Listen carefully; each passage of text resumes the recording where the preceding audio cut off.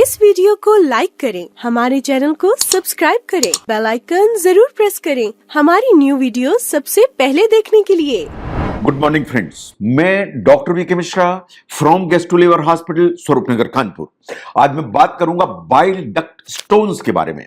जो पित्ती की नली में पथरी होती है, जो पित्ती की नली में स्टोन बनते हैं, जो पित्ती की नली में स्टोन बनते हैं वो क्या होते हैं और क्यों बनते हैं, इनके कारणों के बारे में बात करूंगा मैं आज। जो बाइल डक्ट में स्टोन या पित्ती की नली में स्टोन होते हैं वो बेसिकली ये गाल स्टोन ही होते हैं जो पित्ती की नली में जाके फंस जाते हैं। अगर हम मेडिकली देखें कि इनको क्या कहा जाता है, तो जो बाइल डक्ट में स्टोन होते हैं उनको कहा जाता है कोलिडोकोलिथियासिस। आपने कभी अल्ट्रासाउंड की रिपोर्ट में पढ़ा होगा कोलिडोकोलिथियासिस यानी पित्ती की नली के अंदर स्टोन, या इसे आप बाइल डक्ट कैलकुलस भी कह सकते हैं। बाइल डक्ट यानी पित्ती की नली और कैलकुलस को मेडिकल भाषा में कहा जाता है स्टोन के लिए। तो बाइल डक्ट कैलकुलस और कोलिडोकोलिथियासिस। नो, तीन सिचुएशंस हैं जिन सिचुएशंस में बाइल डक्ट में स्टोन्स बन सकते हैं। नंबर 1, गॉल ब्लैडर में स्टोन्स हैं और उसके साथ में पित्ती की नली में भी स्टोन है। तो पित्ती की थैली और पित्ती की नली दोनों में स्टोन्स हैं। यह है सिचुएशन नंबर 1। नंबर दूसरी जो सिचुएशन है कि गॉल ब्लैडर है लेकिन गॉल ब्लैडर में या पित्ती की थैली में कोई स्टोन नहीं है, लेकिन जो पित्ती की नली है उसमें स्टोन बन गया है। That is situation 2। Third situation है कि गॉल ब्लैडर ऑपरेट हो चुका है, गॉल ब्लैडर निकल चुका है और पित्ती की थैली या गॉल ब्लैडर नहीं है, लेकिन आपको बाइल डक्ट में एक स्टोन डेवलप हो गया। तो अगर हम ध्यान से देखें कि जो बाइल डक्ट स्टोन है ये तीन ही सिचुएशन में आपके सामने आ सकते हैं। ना, जो गॉल ब्लैडर के ऑपरेशन के बाद जो पित्ती की नली में स्टोन बनते हैं इन्हें कहते हैं post cholecystectomy bile duct stone. ये दो तरह के हो सकते हैं। Number 1 is the residual bile duct stone. ये स्टोन वो है कि ऑपरेशन के दौरान या तो पित्ती की थैली से एक जो स्टोन है वो बाइल डक्ट में स्लिप हो गया, या बाइल डक्ट में स्टोन ऑलरेडी था लेकिन पित्ती की थैली के ऑपरेशन के पहले उसको पहचाना नहीं जा सका। ये कहलाता है residual bile duct stone. Second is the recurrent bile duct stone in the sense कि गॉल ब्लैडर का ऑपरेशन आज हुआ, इन 6 साल के बाद 10 साल के बाद पित्ती की नली में स्टोन डेवलप हो गया। This will be considered as recurrent bile duct stone. Basically जो गॉल स्टोन्स हैं वो गॉल ब्लैडर में बनते हैं। जो गॉल स्टोन्स होते हैं वो वास्तव में कोलेस्ट्रॉल के बने हुए होते हैं एंड 99% फीमेल्स इससे सफर करती हैं, 6% मेल। इससे वर्ल्ड वाइड इंसिडेंस है गॉल स्टोन्स के बारे में। मोस्ट ऑफ द जो गॉल ब्लैडर में स्टोन होते हैं वो साइलेंट पड़े होते हैं, इनकी साइज बढ़ते चली जाती है। जब वो अचानक वहां से निकल के या तो पित्ती की थैली के मुंह में फंस जाएं या पित्ती की नली में सटक जाएं, तभी ये सिम्टोमेटिक होते हैं, इन प्रॉब्लम क्रिएट करते हैं। नाउ, कुछ स्टोन्स ऐसे होते हैं जो पित्ती की थैली से खिसक कर पित्ती की नली में या बाइल डक्ट में आ जाते हैं, जैसा आपको इस फोटोग्राफ में दिखाई दे रहा है। ना, अगर आप ध्यान से देखें कि जो बाइल डक्ट का काम है वो पित्ती की थैली को लिवर और इंटेस्टाइन इन दोनों को ये यहां से अटैच होती है और इनको कनेक्ट करने का काम करती है। ना, बहुत छोटे से स्टोन्स जो होते हैं जो बाइल डक्ट में स्लिप हो जाते हैं गॉल ब्लैडर से, संभावना होती है कि बहुत ही अगर छोटे हैं तो ये स्लिप होते होते ये आंत के अंदर चले जाएंगे या स्मॉल इंटेस्टाइन के अंदर चले जाएंगे। अगर ये स्टोन इंटेस्टाइन में नहीं जाते हैं, ये बाइल डक्ट में फंस जाते हैं, यहीं से पूरी प्रॉब्लम स्टार्ट होती है। इसका मतलब यह है कि जो भी स्टोन बाइल डक्ट में आया और अगर स्लिप होकर इंटेस्टाइन में नहीं गया और बाइल स्टोन में फंस गया तो समस्याओं का शुरुआत हो जाएगी। जो समस्याओं की शुरुआत हो जाएगी वो इसलिए क्योंकि ये स्टोन बाइल डक्ट को ब्लॉक कर देता है और जैसे ही बाइल डक्ट ब्लॉक हुई बहुत सारे सीरियस हेल्थ इश्यूज चालू हो जाते हैं। नंबर 1, बहुत तेज दर्द होगा, अनबियरेबल पेन यहां होगा, ऊपर की तरफ जाएगा, पीछे रीढ़ की हड्डी में जाएगा। That's number 1। ठंडी देके बुखार आएगा, जैसा मलेरिया का बुखार आता है वैसा ठंडी देके बुखार आएगा।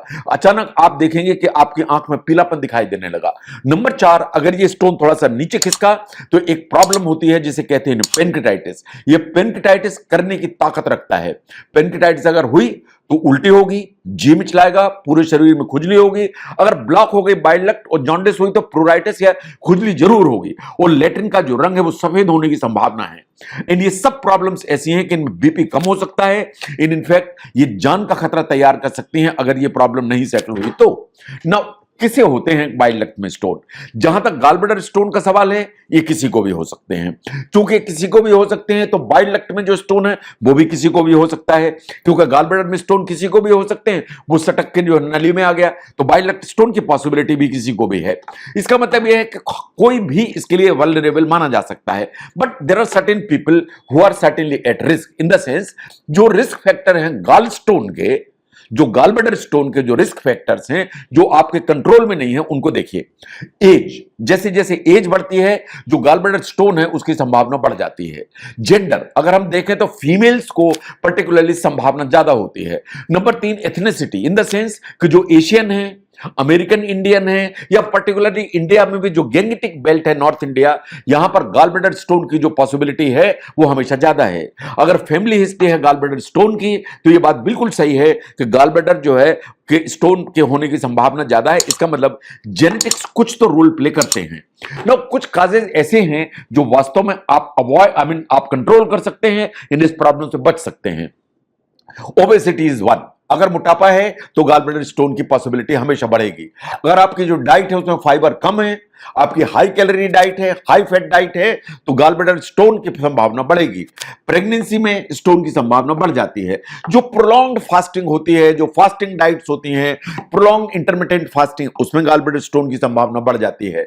आपका वजन ज्यादा है, आपने सडनली वेट कम किया, गॉल ब्लैडर स्टोन की पॉसिबिलिटी बढ़ेगी। लेकिन आपकी लाइफस्टाइल अगर सीडेंटरी है, आप दिन भर आराम करते हैं, एक्टिव लाइफस्टाइल नहीं है, तो जो पॉसिबिलिटी है गॉल ब्लैडर स्टोन की वो हमेशा ज्यादा होती है। ये बिल्कुल फैक्ट है कि अगर आप गॉल ब्लैडर को रिमूव करा दें तो जो गॉल ब्लैडर स्टोन है उसकी समस्या खत्म हो जाएगी।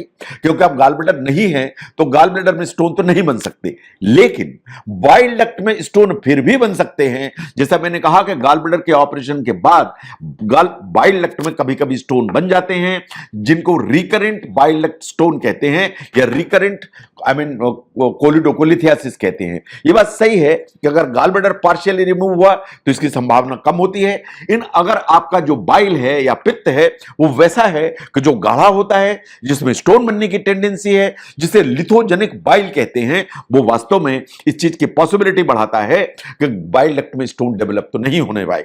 नाउ अगर हम ध्यान से देखें, बाइल डक्ट में जो स्टोन है, वो देयर आर सीरियस प्रॉब्लम। इसे कोलिडोकोलिथियासिस के नाम से भी जाना जाता है। ये 3 परिस्थितियों में आएंगे, गॉल ब्लैडर में भी स्टोन है, बाइल डक्ट में भी स्टोन हो गया। That is situation number 1। Second situation है कि गॉल ब्लैडर बिल्कुल नॉर्मल है लेकिन बाइल डक्ट में स्टोन डेवलप हो गया। That is situation number 2। और नंबर 3 है कि आपने गॉल ब्लैडर ऑपरेट करा लिया और अब बाइल डक्ट में स्टोन डेवलप हो गया। ये 3 ही सिचुएशन में आते हैं, लेकिन बाइल डक्ट का जो स्टोन है वो सीरियस प्रॉब्लम है। बाइल डक्ट का स्टोन है, ये आपको जान के खतरे में खड़ा कर सकता है। इसलिए बाइल डक्ट के स्टोन को कभी भी नजरअंदाज करने की कोशिश मत करिए। जो बाइल डक्ट के काजेज हैं, जो बाइल डक्ट के कॉम्प्लिकेशन हैं, जो स्टोन्स बाइल डक्ट में बनते हैं, तो बाइल डक्ट की जितनी स्टोन्स की प्रॉब्लम है उनको समझने में अगर ये वीडियो हेल्प करता है, जरूर शेयर करें। मैं doctor V K Mishra from gastro liver hospital, Swaroop Nagar, Kanpur. Thank you very much.